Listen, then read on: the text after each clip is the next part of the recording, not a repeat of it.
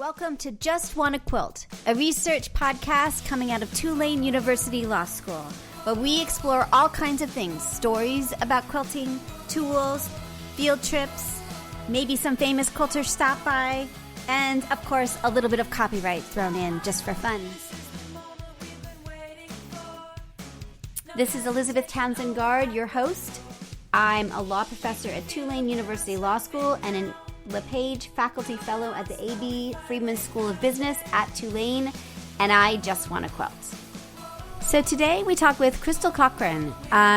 She is a quilter. She is, since this interview, I think she's won an award.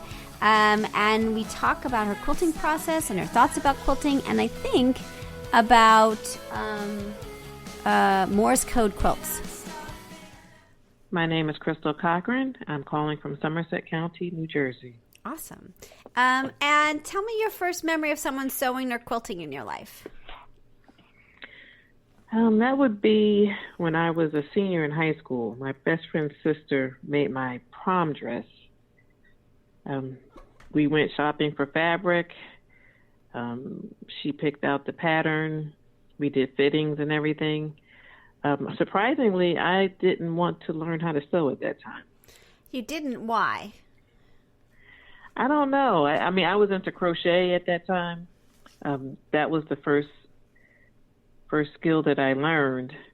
But I think I was just all into crochet and making blankets and scarves and everything.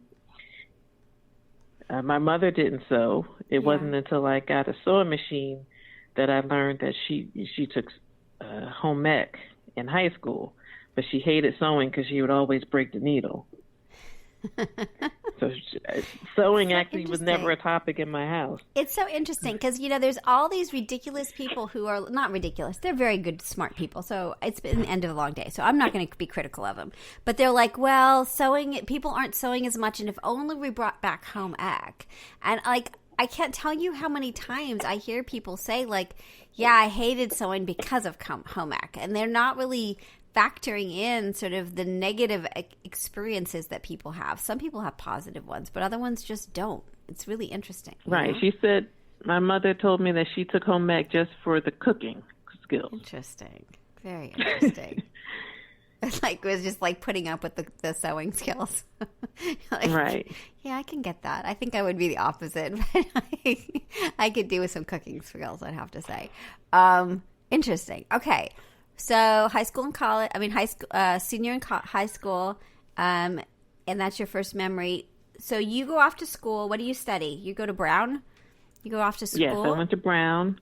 Yes, I lived on campus. I'm from New Jersey, so I lived on campus in Rhode Island. Mm-hmm. My major was organizational behavior and management.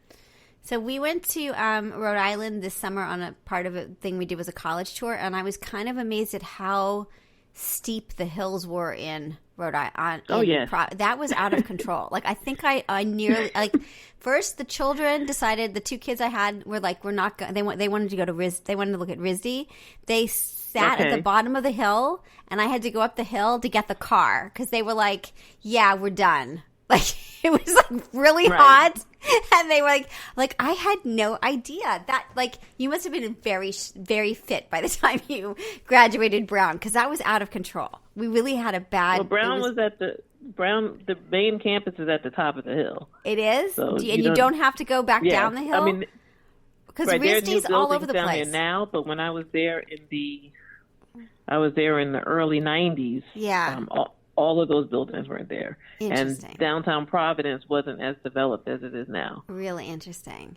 I went to UCLA, and there was one hill, really horrible hill. And my cousin was doing anthropology at the bottom, and I would go visit him, and I was I love you enough to go back up that hill. It was there was just so I don't know. I think that maybe I'm just hills aren't cool. Okay, so you went to Brown. I understand.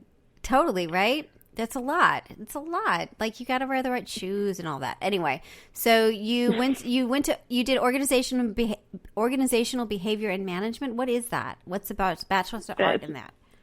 That's as close as you could come to having a business degree from Brown, because there's no business school, there's no law school. Yeah. So if you wanted something that was business-like, yeah, you would choose OBM. Interesting. And then you went on to law school. Not immediately, but yeah? yes. Tell me what you did after undergrad. Well, part of my time in undergrad, I took a year off, and I actually worked for a congressman. Oh, cool. I worked in his district office. He was my congressman. His district representative had gone to Brown, and we had a mutual friend. So the mutual friend introduced me, and I worked there for a year. I needed, time away from college, and then I worked for the congressman a few years after I graduated. Cool. I started law school in the fall of 2000. Interesting. And I went to law school full time. You went full time. And and you still weren't sewing at that point. When did you start sewing? In 2016. Got it. Okay, so you're still not sewing. You're doing law, and you went into how was law school? The first year was really tough. Yeah, it's not. I'm not a morning person, so we had two tracks. You can do the early track, or just like maybe the 10 o'clock track. Yeah. So I took the 10 o'clock track. So, but parking was at a premium, so I would still get to campus early, park my car, study before class, go to class, lunch, class, dinner, study. The library closed at midnight, so I was locking down the library every night. That's a lot. I was there. I stayed probably till 11:45 because the parking deck closed at midnight also, so I would walk to my car, go home, do the same thing the next day. Wow, that was my first year. That's really brutal. Yes. Yeah. So, but it worked out. I got good grades. I made law review. So amazing, right? It was worth the sacrifice. That's worth the sacrifice. You knew how to do it. Yes. That's a big deal. And for those listening, making law review is a big deal. So you were like a big deal, and that's really amazing. And you worked hard for it. So then you went to. What happened after law school? I worked at a firm for a year, and then I went to the public defender's office, and I've been at the public defender's office since November of 2004. Amazing. And so, I don't practice criminal law, though, but I work for the public defender's office. You don't? What do you do? You represent? I do child welfare law. That's really cool. That's amazing, and probably hard and amazing and everything. It's probably everything imaginable. So... okay, so where does quilting fit into your life? What role does it play? And you also really, you're so I so want to hang out with you. You also did, you did a master's of divinity. You decided to go get your divinity degree as well, right? Right. I did that cool. At night. That took me 4 years. Normally at full time, that's a 3-year degree. But I took most of my classes in the evening. That was from 2006 to 2010. Wow, that's a lot. And actually, when I was in seminary, a classmate introduced me to Etsy in 2008 because she knew that I crocheted, and she crocheted as well. But I didn't have time. She was a full-time student, so she had more time than I did because she didn't work. She just went to school. So I didn't have time, working full-time, going to school. And actually, during my last academic year, I did take a full-time load. Wow. But I didn't have time. But after I graduated, I did open an Etsy shop selling the things that I had crocheted. In the crochet, right. So tell me, how did you get to quilting? And what role does quilting play in this very busy, very full, very accomplished life? Well, I'm a serial crafter, so I'm always looking to try something new. I took a hand quilting class in 2004. It was at a church that I attended. They made an announcement. I'm like, here I am. Let me try this. It fit into my schedule. But I learned that I hate sewing by hand. Yeah. But I did get a quilt top out of the So what do you class. hate about it? I'm curious. It just takes too long. It takes too long. Yeah, I get it. I made one block for this I'm really proud of my one block, but by the time I got done with the one block, I wasn't willing to do the rest of them. And it was just like, it was just taking too much time. And so here's my new thing. Right. So here's my new thing. Because I was talking to someone who's an art quilter, and they have this whole like theme of stuff and whatever. I think I'm going to finish like whatever form it is. There's a whole bunch of projects I don't want to do them. So if it's like 2 blocks or like 15 blocks or whatever it is, and these are going to be, the theme of it is like going to be like things I don't want to finish. Just be like, make it like a thing, like, okay, I did 7 of those blocks. I'm done. Like, I don't want to do that anymore. I think my level of patience is very, very low at this point. So, but make it into like an art piece so that it's like, it's okay that you only did 7 of the 52 that you were supposed to do. I don't know. Right. It's been a long day. I don't know. I just think like maybe that's a good thing. But I really love your house quilt. You did the city living quilt this year, and you've done a bunch of other quilts. Tell me about your quilting now, the double Dutch date. I like your stuff. It's really cool. So tell me what you've been doing with quilting. Let's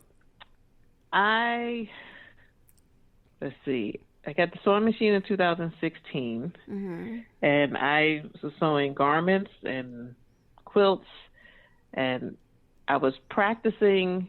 I learned from YouTube. Like I like to tell people, I attended YouTube University. Yeah, and were there certain people that you liked on YouTube that you felt like you learned from? For like quilting and crafts, it was the Crafty Gemini. Yeah. She's amazing, right? I found her actually on the Brother website because I was looking to buy an electronic cutting machine. And they have the scan and cut. Right. So I was and she had done a few projects on their website. So I found her, and then I saw she went to law school, so I thought, of course I have to follow her. Right. And the very first thing I sewed was a sewing machine cover using her tutorial. Very cool. So, and how did you find her? So she's super, super famous, and really. So how did you find her tutorials? I haven't done them before. How did you feel like does she? It looks like she really does walk you through it and makes it. Right. I like her teaching style. Yeah. I'm a visual learner, so YouTube was probably going to be the best way for me to learn. Yeah. And she explains things very well. Yeah.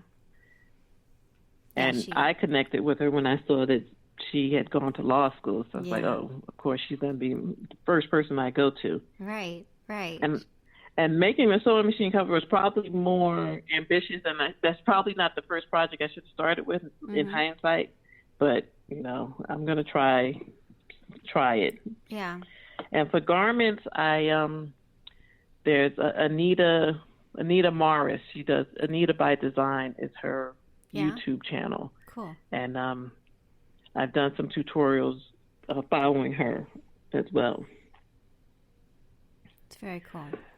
So, machine quilting better than hand quilting? Oh, I didn't quilt it. I made the top. No, I meant like the process of piecing, the machine piecing is better than hand piecing. Oh, absolutely. Oh. Yes. Yeah. Much. And when I bought my scan and cut, so I could do applique, because that's actually my favorite type of quilting. I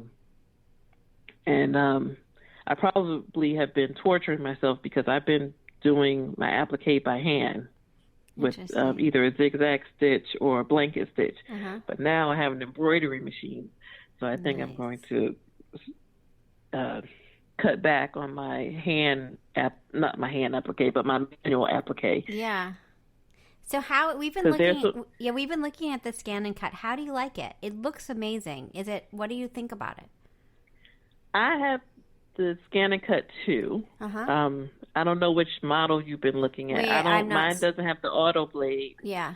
I have you have to manually change the blade depth and do a test cut and everything. Yeah. I like it because it's standalone. Because I know some people who have Crickets, but you still have to use a tablet or a phone. But for the scan and cut, I bought it primarily for the scanner, because with the scanner you have unlimited opportunities to create. Yeah. You can print out an image, scan it, and then you can cut that shape. Yeah. Infinite amount of times. So that's very cool. I got that in April of 2017. It was a birthday present to myself. That's nice. So, that's very nice. The electronic cutting machines are the thing. I know that they still sell the ones that you crank with your hand and everything. Yeah. Now, are you able to cut out blocks as well, or is it mostly applique? Am I able to cut? Like for patchwork quilts, are you using the scan and cut for that as well, or is it just for the applique stuff? Oh, no. I just use a rotary cutter. Yeah. Because the time you take to set it up, yeah, you could just cut it with a rotary cutter and a ruler. Yeah, that makes sense. I remember you said you're on my website, so the quilt that says Crystal's Creative Queendom. Yeah, is that one that you did with using that? Yeah, that's really great. Right, and those letters are actually standard in the scan and cut. Oh, so I that's just really use great. that. Love it. And so tell me a I little. put some heat and bond light on the back. Yeah. Iron it down and stitch it down, and there you have it. That's amazing. So tell me a little bit about, did you close your Etsy shop? Tell me about your Etsy experience. Right. I closed it in 2017. Yeah. Because when I started at Etsy, you could still get a good amount of customers, a good amount of sales. But the more Etsy grew, the more people were putting items on that were not the best quality. Interesting. And then there are some people who go on and if they're looking for a particular thing, then they sort by price, low to high. Yeah. I'm not going to be in the low category. Right. So it got super saturated, and it's like, well, I really don't have time to keep this up. So I just closed it. And I just decided that the people who contacted me privately, my private clients, those would be the ones that I focus on. Because a lot of people buy things by word of mouth. Right. So keep my private clients happy, then they will spread the word and keep it going that way. That's interesting. So interesting. Did you, it's so funny that so much, I mean, Etsy really kind of, the growth of it really kind of messed it up, didn't it? It's really interesting. Yes, I agree with that. Yeah, so interesting. And with PayPal, you don't really need to go through Etsy. You can send someone an invoice directly. That's right. So that's totally right.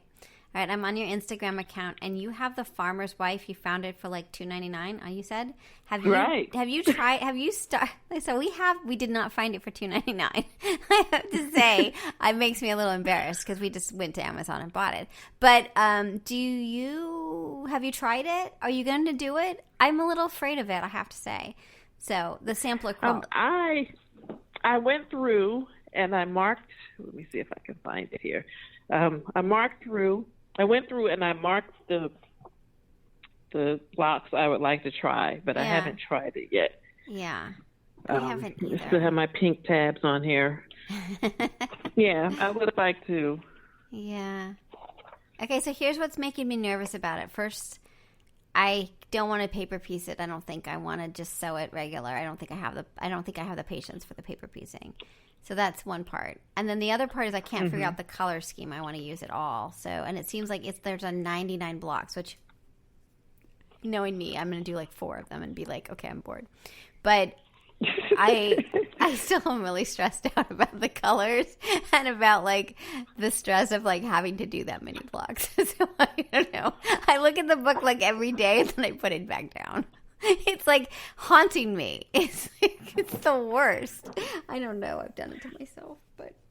Well, what kind of quilter are you? Are you a traditional quilter, or like I consider myself a modern quilter? So if I did one of these blocks, I might do maybe a couple of them. Have a whole lot of negative space, and then it'll be done. Yeah, I think that's what I'm going to have to do. But if you consider yourself a traditional quilter, no, you have to I consider myself an impatient quilter. So I think that I don't know what for this project, because I don't know if you know much about me. I'm a law professor at Tulane University. I'm trying to understand the role of law and creativity.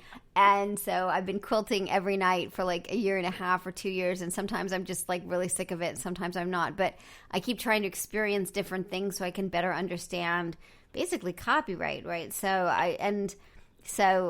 I feel like really a lot of pressure to get onto the next thing. I don't feel like I'm quilting for myself. I feel like I'm quilting for my job, which is really stupid because, like, you know, that's a really weird thing because, like, no one else at the law school is quilting for their job. But so I don't know. I feel like I see your house quilt and I'm like, oh, I so want to make that. But like, again, I get like 4 houses in and be like, okay, I've learned this. I now have to move on because I have a pile of things I'm supposed to be experiencing. So it just made me into a kind of a lunatic, I think.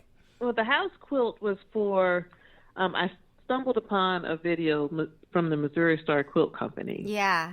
And it was, Jenny Doan was saying it was a good way to get rid of scraps. Yeah. And so I wrote down the dimensions of the pieces. And then one day I was going through my scraps. I cut up all the pieces. Yeah. I let it sit for a few months, and then I said, you know what, I'm going to make this quilt. But it really stitches up pretty quickly because they're short seams. That's really great. And I didn't want all houses. So go to my scan and cut. Yeah, nice. Cut out some trees. Yeah, cut some out trees some and grass. some grass. It's totally true. It's great. It's really great. Yeah. And then do you just do like it's just something just to get rid of the scraps. Yeah, well, it's very adorable. It really is. Thank you. With the grass and the trees, are you sewing? I can't tell from the picture. Are you sewing them down? How are you attaching the pieces from the scan and cut? I always put heat and bond light on the back of the fabric before I cut it, and then I iron it down, and then for those I tacked it down with the zigzag stitch. Oh, that's good. And then, are you doing your own quilting, or are you sending them out? Oh, I'm doing my own quilting on my sewing machine. I love the I had a bad experience. You did? My very first quilt top, the one I did by hand. Yeah. Someone told me, someone I worked with told me that she would quilt it for me, and then I never got it back. Oh my goodness, really? And that's the one I did by hand, so I was already oh my gosh, you were already irritated at it. Oh my gosh, that's terrible. So that's terrible. I did have there's somebody on Instagram, his name is David, I don't know his last name, but it's Quilting by David, and I got a quote from him. His prices were reasonable, but I just could not bring myself to mail my quilt after that, out. there was no way. Well, my top out. Yeah. Yeah, so. Yeah. No. But now my sewing machine has a good throat space. So, and I have the extension table, so I can do it. So you got plenty of room, right? Well, I love you used waves, and I just like the effect of that. That was really pretty. It's like, I don't know. I like the elegant, like not simple designs, but like they're not cluttered. I like not cluttered designs so that it blends in and it's not like competing with the fabric and the pattern. You know. Right. I tried free motion quilting with my very first sewing machine. I'm on my second sewing machine now. I have a Brother Dream Creator. Oh yeah. How do you like that? Yes. Oh, I like it a lot. I'm a big Brother fan. You are? All my machines are Brother. Yeah? That's very cool. And the scan and cut is Brother too, so that's really cool. Yeah. Yeah. Interesting. So I want to get a long arm because I would like to make bigger quilts. Like, I'm not trying to do a bedside quilt on a domestic sewing machine. I'm not even trying to have that experience. Yes. And I have a long arm, and it's been really interesting. So the first year I had it, it's like a 15 inch. It's not the huge one. I mean, it's long. It's like 8 feet long or 10 feet long. But the throat is not like the huge, like the 21 inch was too expensive. So I just did the 15. And the first year I just did free motion quilting, and I could go back between the domestic and the long arm pretty easily, right? Like the skill from one to the other translated pretty easily for me. Then we got the automation stuff this year, and it's taking me time. It's not like you just plug it. It's just like it's computers.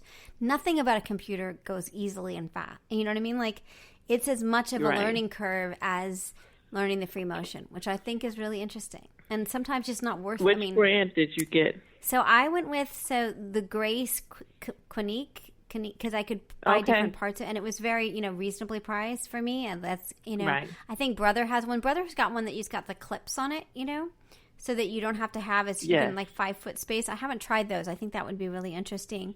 Well, Grace makes the Brother machine. They do. To let you know. That's right. And the software is that too. So that software is everywhere. So it's really interesting. So that's what we did. The Grace frame and the Grace, the Quinique 15R. So that's what we have here. And it's been great and really interesting to learn on. And now we've got this new program, which people are coming over. Well, actually, two things. First, people are just coming by the house and learning how to do the long arm. That's like part of our mission, is to sort of like, can other people learn it, and how hard is it to learn, which is driving my 16-year-old kid she's really irritated all the time because there's always quilters in the house. So she's just like, are you kidding me, Mom? Like, come on, really? More people in the house. So she's not handling it well. But now we're also going to be at All Brands, which is a local shop. And so they're giving us some space to do this sort of practice and learn how to do it and all that. And I think it really does take time to get good at it. I think that's why people take in charity quilts, actually, is because they need practice. And so that's what we'll be doing, is taking in charity quilts and practicing and experiencing it. So, yeah. But we really want the scan and cut. That's my next, I want to learn the scan and cut. Because it just looks so cool. It's actually pretty user friendly. It is? I like the fact that it can communicate with your embroidery machine. Yeah, that's cool. That's fancy, right? So when you do that, because you can make applique. Applique is my thing. So if you design an applique, there's some software. I don't have a top of the line embroidery machine. Yeah. But if you have some software, the BES4 software allows you to take any shape, create an applique, and you can send the cut file to your Scan and Cut wirelessly, and then the Scan and Cut can cut the fabric, and then you can bring the fabric over to your embroidery machine and do the applique. That is amazing. That's really amazing. That's on my list. That's amazing. Yeah, we have this kit that I bought that's supposed to do that. But if you don't have a Scan and Cut, then you're supposed to put the fabric down, and then you sew it, and then you cut it after you finish it. So I don't know how that's going to look, but because we don't, that's what made me interested in the Scan and Cut, because it was like, and if you have a Scan and Cut, like, really, what is a Scan and Cut? It's ridiculous. I think that's kind of part of the fun of it, I have to say, is like, and maybe that's the law side of it. Like, one of the things I like about law is that there's so many different parts and weirdness that there's always something that you can specialize, or you can go off on different things. And quilting's a lot like that, I think, at least for me, that there's always something new and weird to try, or you can kind of get immersed in their one thing. And it's just so much more than just like one thing. And I didn't feel that way with crocheting. I was like I'm really bad at knitting. But crochet, I just felt like I just couldn't, it just wasn't doing it for me. I like the hum of the machine. I like the fabric. Crochet just to me, it was just a little too, I don't know. It just wasn't. I mean, in comparison to sewing, it builds up slower. Yeah, it does. Because with sewing, you take the fabric and you make something. But in crochet, you're actually making the fabric. You're making the fabric, right. So you're one step removed from the process. Yeah. And I don't think I like the feel of yarn. I don't know. I'm just like, it's been a really long day. I'm usually So you're not going to be able to crochet then? No, it's really serious. Like, I just feel like I kind of think it's a little oogie. I don't know. It's too, like, it gets in your fingers and you have to hold it in your fingers and stuff. It's like, it's too tactile. It overwhelms me. The yarn is like, it's too much. It's just, I made a lot of pink hats, This project started as sort of like, I kind of was amazed at, after the election, how much crafters there were. Like, all those pink hats were like invisible crafters, right? Like, oh my God, look at all these people who made hats, right? So that was part of, that wasn't the big message, but it informed this project of like, I want to learn more about the people who are crafting, and we don't really see them. They're invisible until like there's a bunch of pink hats on the street. So I made a bunch of pink hats, and I made like 25 pink. Like every night I'd make a pink hat and just be really irritated and sad and mad. And people know that about me. Like I'm really kind of open about like who I am, but I never really enjoyed it. And maybe that's part of like, I wasn't a hat. I was, that's what I associate it with. It may just be like, I associate it with being sad, mad, and all that. Right. And the anger of like pulling that thread through that hook. And, like, I don't know. I don't know. But it's not joyful is all I'm saying. So it made me think of your hand sewing. Like, sometimes you have to have the quilt. It's your hobby. So it should be joyful. And if it's not joyful, like, don't do it, right? Right. So, I don't know. So I'm thinking about trying foundation paper piecing. I found, it's fun and interesting. Foundation paper piecing is interesting, and you can make so many interesting shapes with it and do stuff with it. I've been doing foundation and English paper piecing, and I think it's really interesting. That's what I started. Do you make your own patterns? I do not make my own patterns because I'm always trying other people's patterns as part of this project. So, but I do often. I'm not really good at following directions, so very quickly I'm changing it because I'm like, I don't want to make that. I don't want to make 4 birds. It's always about cutting shortcuts. I don't know. I sew at like 10 o'clock at night. I have no patience left for when I sew. Yeah. So it's always like, okay, I'm only going to make 4 birds. I'm not going to make 4 birds. I'll just make 1. So I change patterns quite a bit because I've out of lack of patience. So I don't know. I think. Do you know about Electric Quilt 8? Yes. Do you do? We just got that. How do you feel about it? What do you think about EQ8? I don't have it, but I just learned. I was thinking about buying it, but I mostly just do my quilts on the fly, so that's why I hadn't bought it.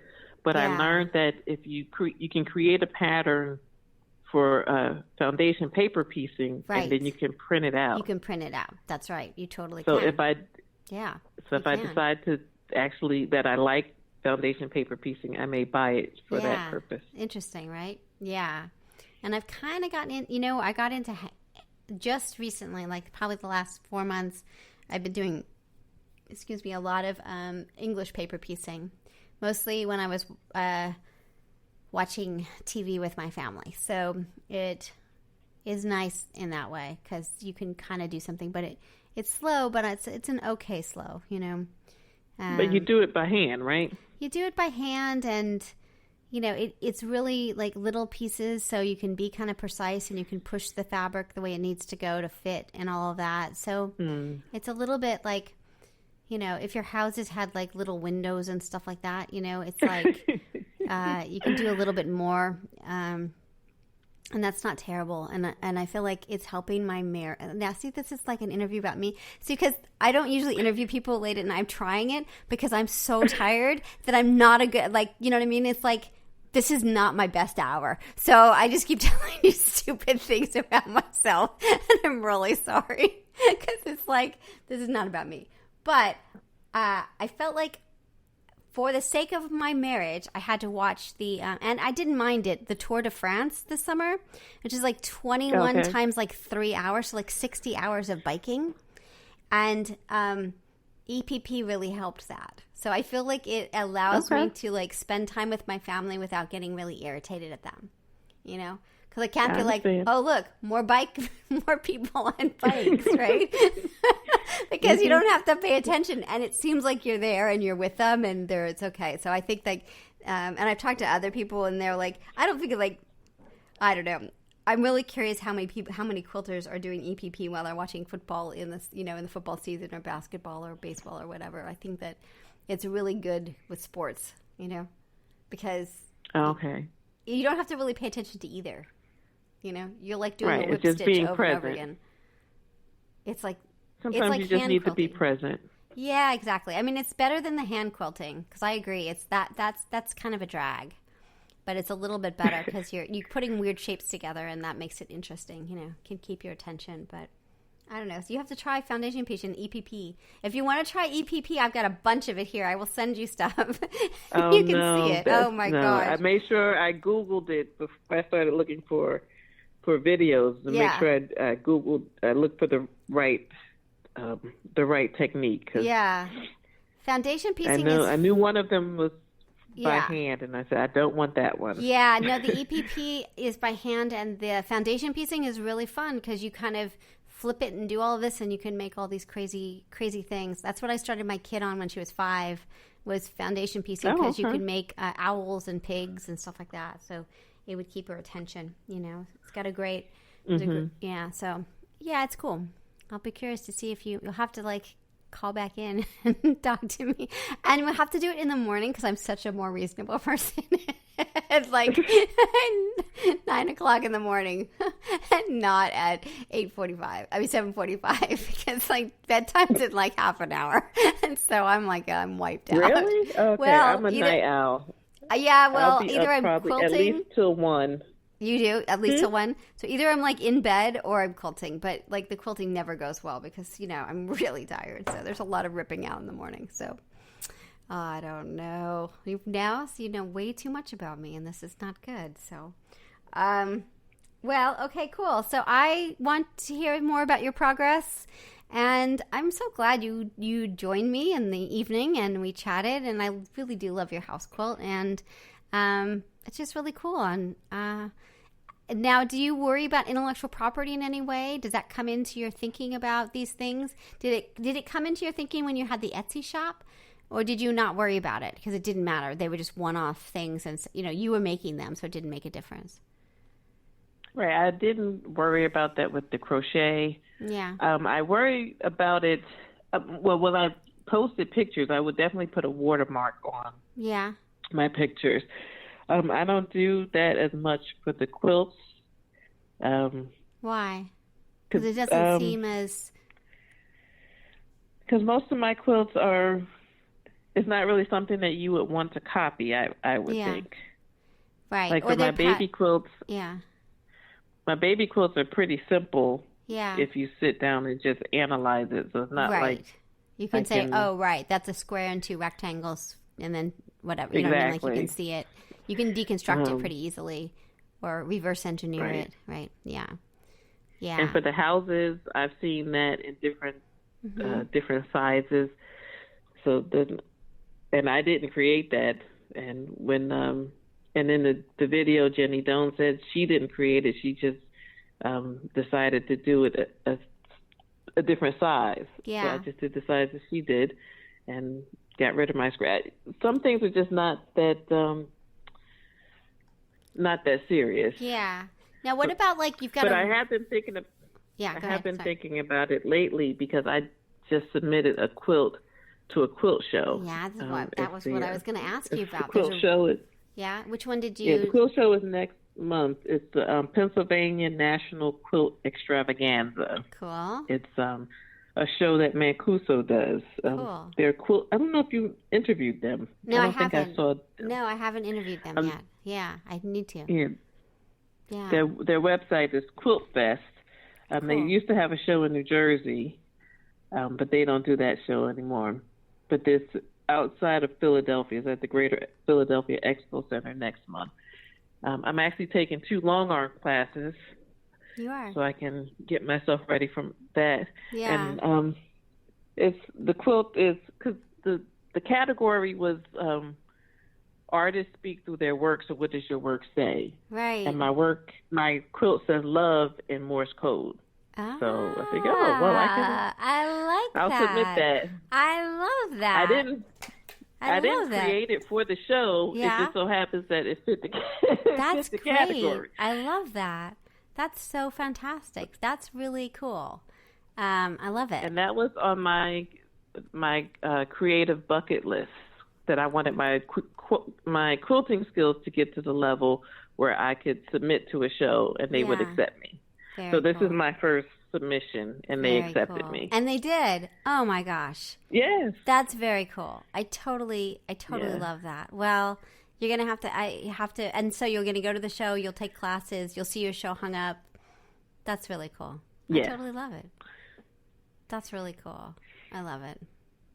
Wow, it's really pretty. So now that's why I'm ready to try something new with this foundation paper piecing, and then get a long arm. I don't have space now. My husband and I are in the early stages of house shopping. So once we get a house, I'll have space for Got it. So when you're house shopping, you've got the kind of like, well, where's the long arm going to go as you house shop? Yes, exactly. You're like, okay, I need a 12. So here's the thing that I did wrong with the long arm, so you can like learn from my mistakes, because I make a lot of mistakes. First of all, it's in the house and it's very big. So, and it turns out that it is a much better idea to be able to walk around the back of it than to only be able to, like, I squished it into a window area. And so anytime I need to do it in, like, get to the back of it, I have to swoop underneath. And it's really not good. And then also I need a step stool to be able to thread it. So having, like, when you look at a room, being able to actually walk around it is really, I mean, you know, I don't have the space to do that. So, like, it was like either squish it into the window or not, right? So it wasn't like a choice of like, well, I did suggest that we get rid of a couch. My husband was like, no, you need to figure out a different way to put the arm. I'm like, we can get rid of the couch. It's like, no. But because you have the option of getting rear handles and doing a pantograph on the back. Exactly, but you got to have room to be able to do it. So if you think about the computer now, so you don't really need to do that now. No, it turns out that you still need to get to the back, right? So you still need to get to the back of the machine every once in a while. And so that really does mean me like crawling underneath the machine and then kind of shimming up the side of the window to try to get to the back of the machine. It's not good. It's really not good. Okay. Yeah. So, I mean, you can squish it into How long is your frame? I think it's 96 inches, like, in terms of the sewing space. So it's a little bit bigger than that. So it's not... the frame, the length of the frame. Yeah, I think it's like 10 feet.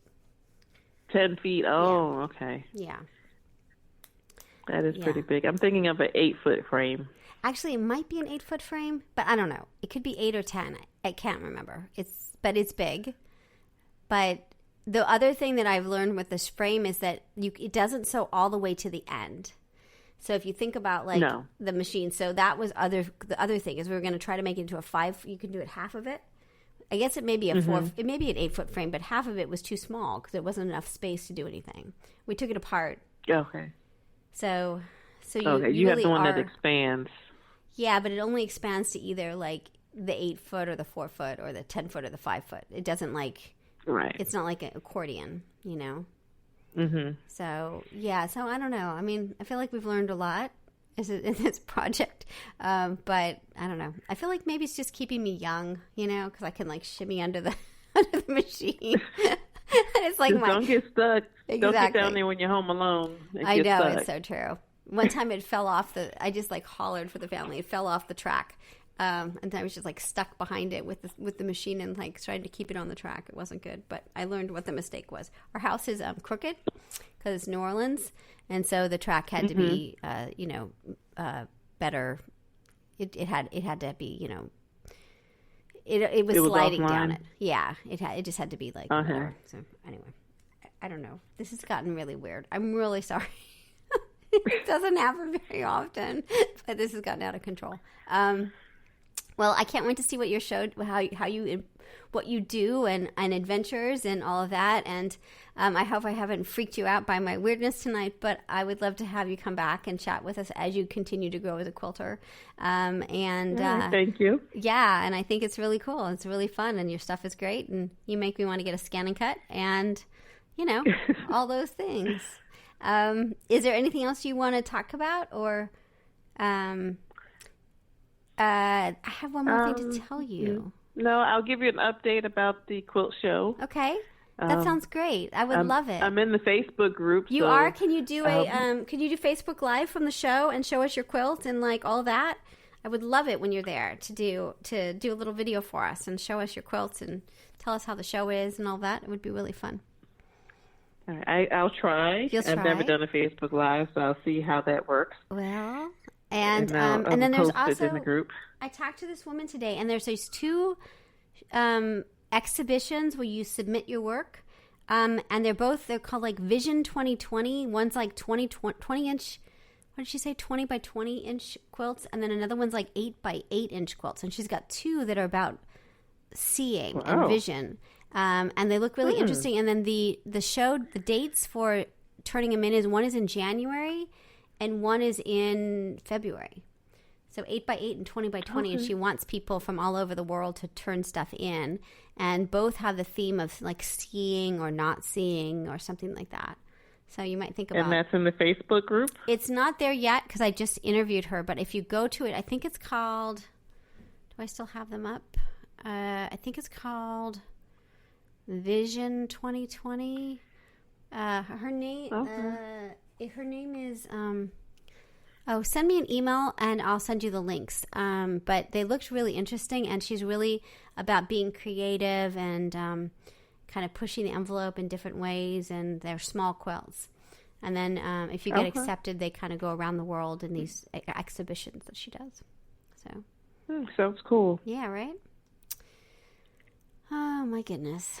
Well, thank you so much for chatting with me, and keep me posted on your experiences. It's so cool that you entered it and you got your first thing accepted. That's really cool. It's really inspiring, and it's a really cool piece. So that sounds well. I wasn't really cool. going to submit something that I wasn't comfortable with. I was struggling with my binding. Yeah. I was trying to get perfect mitered corners for quite a while, but I have a Craftsy DVD. It's called The Perfect Finish. And I watched it.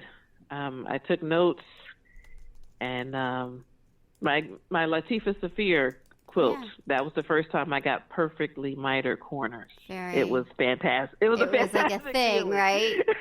You want to like shout to the world, "Look at my corners!" I mean, those corners. It's a struggle. It is. Like quilters know, it's a struggle. It is. It is. It really is. Now the question. So once I did that, I said, now I can seriously consider making something to submit. I had to get to that point. And that was, really I think, cool. in March of this year. That's when I achieved that. That's really interesting. Now, do you feel like, the other thing that sort of, now it's just turned into a therapy session. So do you feel like your training as a minister in divinity school, like I always feel like if I don't get it right, like the corners, I just kind of feel bad. And so I feel like that's not good, right? But do you have like a outlook, or, like do you celebrate the joy? But how do you feel like when the corners don't turn out, what do? Do you rip it out, or you feel bad about yourself? Or do you feel like this is just the process? Like, I don't know. I don't feel bad about myself. I just you don't? I just try to salvage it the best way I could, because the very first quilt I made, I said, I'm not going to do this tiny binding. I'm going to do I did a 4-inch. I cut it 4 inches instead of the normal 2.5. Yeah. I was ambitious, and I struggled a lot with it. They weren't perfect. I made the best out of a bad situation, but that's when I started saying I need to learn how to make these corners. And I looked at YouTube videos. They weren't really helpful, but that Craftsy DVD was perfect. It's really interesting, isn't it? Sometimes the journey is just about finding the right instructor or teacher to help you figure it out, which is so interesting, right? Yeah. Because when I first started doing bindings, I said, you know what, I'm going to try this. When I joined it together, instead I was going to join it on the angle. I was going to do the miter joining at the end. Nice. And that was a struggle for, the first time I did it correctly, but I didn't know what I did, so I couldn't repeat it. Isn't that terrible? You're like, oh my gosh, how did this is great. I can't do it again. What's going on? I get that. So, but yes, part of it is just, it's do the best you can, try to get better. Don't feel pressured to try to be perfect. Because I have good corners now. They're very good, but they're not like the very first, my double Dutch quilt. Yeah. Those were perfect. They're very good, but they're not perfect. Interesting. And I don't strive for perfection. I just want to be proud to say I made this. I'm going to share it with other people. I like that. I really do. Because there's some things that everything gets pictured. I take a picture of everything because my mother is 84. Yeah, my mother's 84. So she's not on social media. So I take a picture of everything I do so I can show it to her. Oh, that's but nice. Everything doesn't make social media. Yeah, that's really nice. That's nice. It's nice so you can share it with your mom. It's done. I might give it a C. It's done, but I may not show it to everybody. Interesting. Very interesting. I think that's interesting. Right. So it's only certain things you want to put on Instagram, but that's interesting. Well, okay, so the thing was called Wonder of Eyes, I think. That's one of the contests. Okay. Wonder of Eyes, and then there's another one called 2020 Vision, I think. She's got two of them going because of the 2020 thing. So she's got two different exhibitions going on eyes, and her. So that's interesting. So she's the Wonder of Eyes, and which is 8 by 8 inches. And it's for it's a thing for and then the other one is 2020 Vision. So yeah, well, cool. All right, well, these are the stories we tell tonight. And do you need to review this before? I need to review it. I'm like, oh my gosh, what were you thinking? But do you need to review it before we post? No. Okay, cool. And then if you could send me did you already, a bio and some of your favorite pics, I'll add it to the website when we air it, and we'll let you know when we're posting it. It takes a little bit of time to get it all finished, but we'll let you know. All right, I got to find some pics. Yeah, totally. And your bio's there, so you can just, you can send it me, because my law students help out on this, which is hysterical, right? Like, this is the weirdest research assistant job you can have in law school. I mean, probably not the weirdest, but, it's up there. Mm-hmm. So I make them quilt and do all kinds of things, but they're also doing the website. So, you may get an email from one of them. It's saying, hey. So, yeah. So they're going to email me first. You can email me, or either way. But once they are processing it, if we don't have stuff, then they'll email you. So. Okay. Cool. Awesome. Well, Thank you for having me. Thank you for listening to me. I feel like it was weird. I'm a little self-conscious. But I think your stuff that you're doing is really cool, and I can't wait to see what you do, what more you do. And I'm so glad you're part of the group. And, let's keep chatting. It's really good. Thank you. All right. Take care. Have a good night. You too. Bye. So you've been listening to Just Wanna Quilt, a research podcast coming out of Tulane University Law School. And I'm Elizabeth Townsend Garr. If you like this podcast, keep listening. Also, we have a Facebook group. Come join us. We talk about a lot of things. We also have an Instagram account. And of course, most importantly, I really hope you get a chance to quilt today.